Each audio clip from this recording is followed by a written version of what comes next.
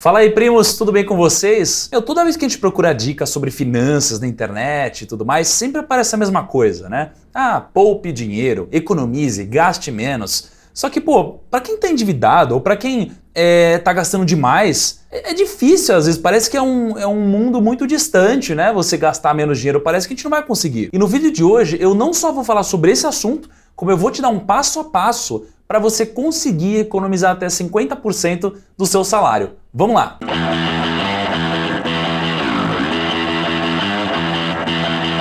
E eu tenho uma coisa muito importante para dizer que é o seguinte, teve uma vez que eu fiz uma ação com a 99 Corp e foi muito legal porque eu consegui, que eles disponibilizassem um voucher de R$500 de crédito para os empresários, para quem tem empresa, para que utilizassem no dia a dia. E eu consegui de novo isso para vocês, então se você tem empresa, alguma coisa assim, entra no link aqui da descrição para você se cadastrar, não tem custo algum, é de graça e é uma coisa que eu consegui aqui para os primos e eu fico muito feliz, porque você vai poder utilizar isso daqui tranquilamente, vai ter um crédito de R$500 e não só isso, vai poder se organizar muito melhor na empresa, você vai ter acesso a vários relatórios, enfim, tudo que você tem direito. Mas vamos lá, vamos pro vídeo agora. Então quando a gente digita lá no Google, como economizar dinheiro, geralmente vem um monte de coisa que é senso comum. Economize dinheiro, gaste pouco, gaste menos, economize ali, economize aqui, faça uma planilha de orçamento doméstico. Mas do que adianta você fazer uma planilha de orçamento doméstico se você muitas vezes não vai utilizar isso daqui da forma correta? Do que adianta? É perda de tempo. Então a regra que eu vou ensinar para vocês aqui é uma regra um pouco ousada. É uma regra que parte do princípio de que você deve economizar 50% do seu salário. E além de um passo a passo para você conseguir chegar lá, eu também vou te ajudar com o seu mindset para conseguir atingir os resultados. Então por isso, vamos começar com o nosso passo a passo, de 6 passos, que começa no seguinte: fazer um levantamento do seu gasto e da sua renda mensal. Calma, parece simples, na verdade é simples, mas a gente tem que começar desse passo. Mas por que a gente precisa levantar exatamente quanto a gente ganha e quanto que a gente gasta? Porque quando a gente sabe quanto a gente gasta, a gente consegue ter uma noção exata de quantos por cento desse gasto representam no nosso ganho total. E daqui a gente consegue saber o quanto a gente precisa melhorar para poder chegar no nosso objetivo, a nossa meta, que é 50% de economia. Então vamos pegar um exemplo básico. Vamos supor que você ganha R$2.000 por mês e você tem um gasto de R$1.000. É óbvio, você bateu sua meta, você economizou 50% do que você ganha. Mas e se você gasta mais do que 50%?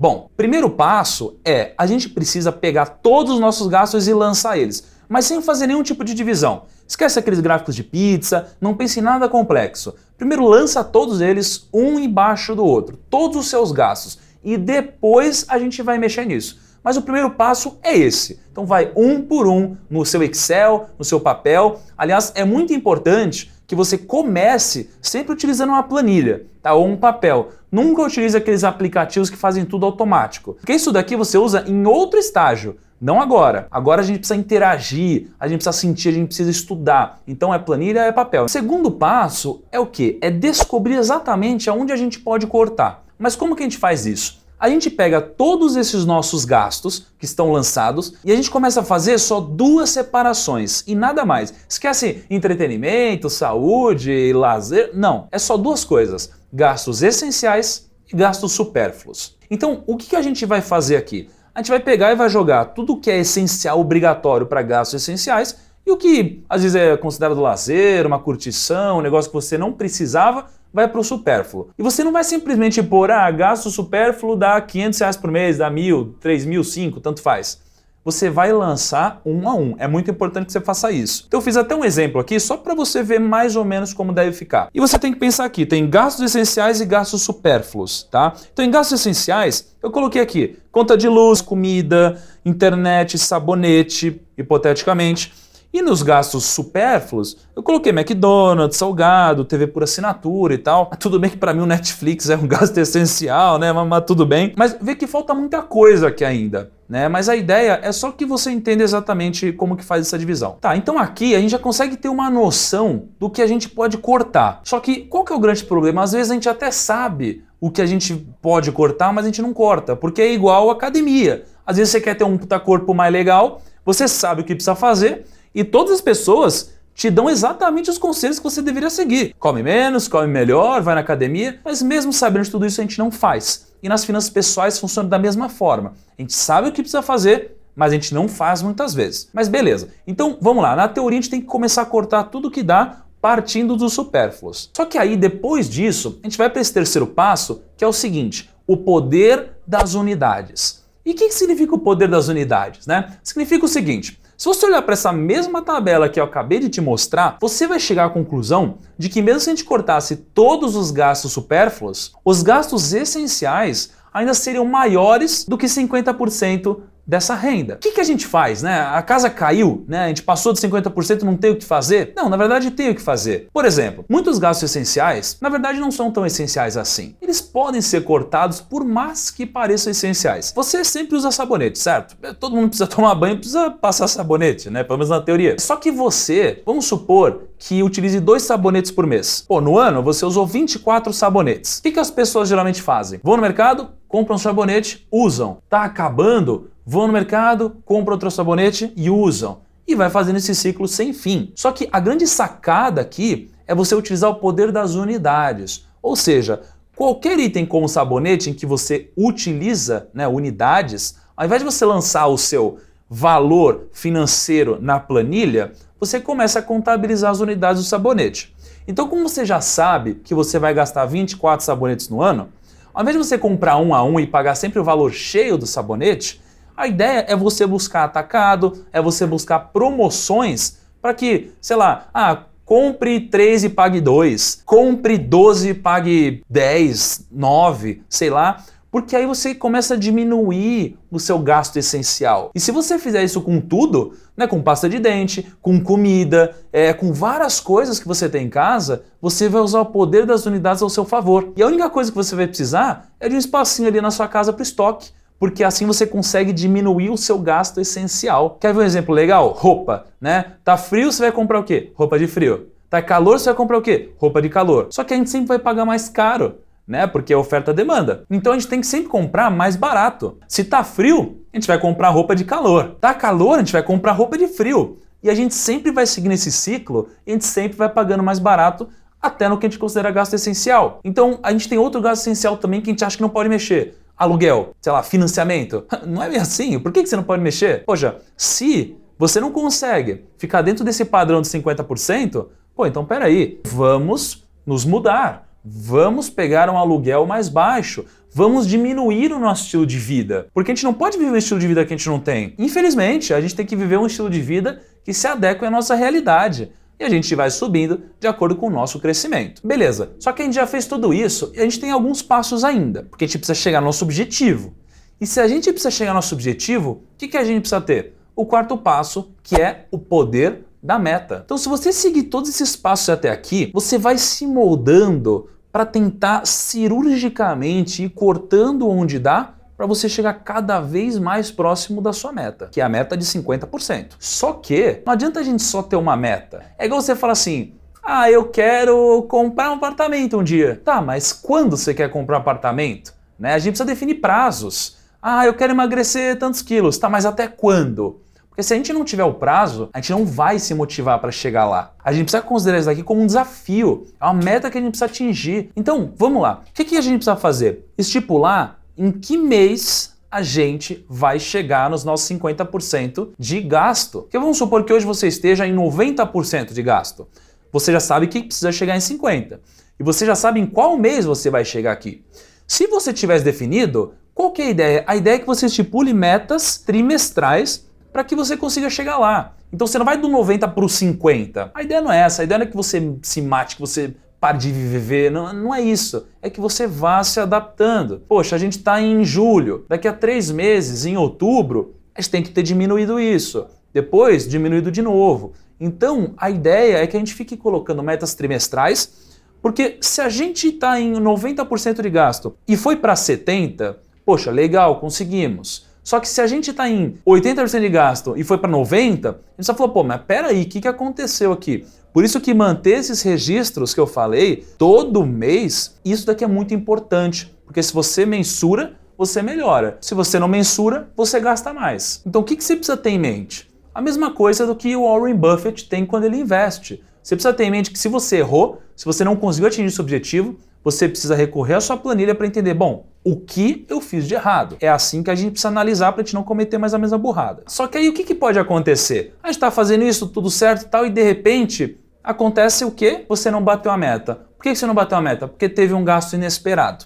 E aqui a gente chega no quinto passo, que é o passo do fundo de emergência. Então imagina que você está lá, mais ou menos em gastos semelhantes aos que eu já citei, e de repente entra aqui algo que você não esperava, que é conserto de um carro, né? Você bateu o carro, sei lá, tomou uma multa, aconteceu alguma coisa assim que você não esperava. Isso daqui comprometeu todo o seu orçamento. A sua meta que estava quase batida, ela não está mais. Porra, você não bateu a meta. Então como que a gente faz para contornar isso? A gente começa a constituir o nosso fundo de emergência. A ideia não é que a gente gaste menos que a gente ganha? Então tem um excedente aqui.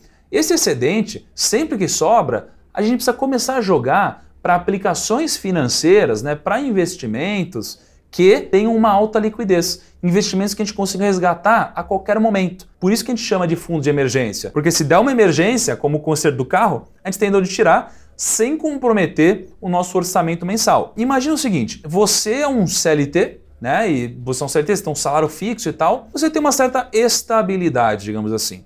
Se você tem uma certa estabilidade, você sabe que se você for demitido, for mandado embora, você ainda vai ter um tempo aqui de auxílio-desemprego, etc. Então, se você é um CLT, recomenda-se que você tenha pelo menos 6 meses do seu gasto mensal familiar e um investimento de curto prazo. Então, se você e sua família juntos gastam, sei lá, R$5.000 por mês, 5.000 vezes 6 vai dar 30 mil. O que você faz com esse dinheiro é simplesmente investir em aplicações de curto prazo até você juntar 30 mil reais. Aí o seu fundo de emergência estará constituído. Agora, se você for um profissional autônomo, um empresário, enfim, aí recomenda-se 12 meses do seu custo mensal, tá? Inclusive eu falo muito mais sobre fundo de emergência nesse vídeo aqui. Tá bom? Então, em resumo, o fundo de emergência te previne de gastos pontuais e isso é muito importante. Quando a gente faz tudo isso e a gente chega no quinto passo e a gente chega no sexto passo, a gente finalmente atinge o quê? A consequência. E qual que é a consequência de a gente atingir o que a gente chama dos 50 essenciais, né? Que seria os 50% do seu gasto?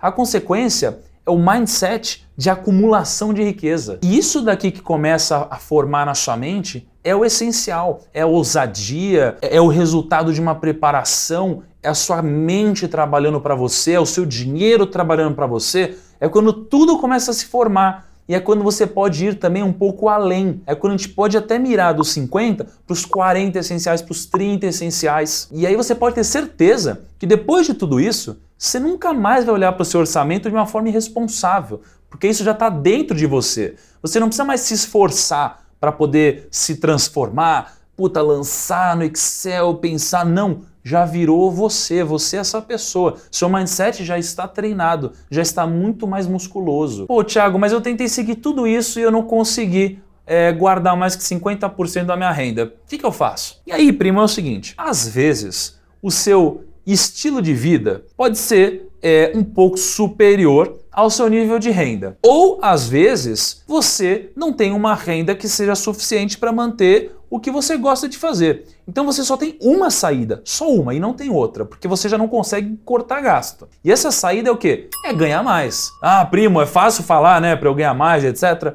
Bom, não é fácil, não é simples, exige trabalho, mas é possível. Então existe muita coisa disponível para você tentar ir atrás, primo, para tentar gerar um resultado financeiro superior através de renda extra. Eu mesmo tenho no meu passado uma história, eu postei um vídeo que eu vou deixar aqui para você dar uma olhada, ou aqui, enfim, por aqui, em que eu mostro como quando eu não tinha uma renda que, sei lá, me deixava satisfeito, eu trabalhei de várias coisas. Eu fui bartender, fui garçom, fiz um monte de coisa e tal, eu fui um waiter, né? Chamava de waiter e tal. E eu fiz várias coisas diferentes para gerar renda extra. Poxa, será que você não tem um tempinho aí para você gerar uma renda extra para ajudar você, sua família a se sentirem mais realizados?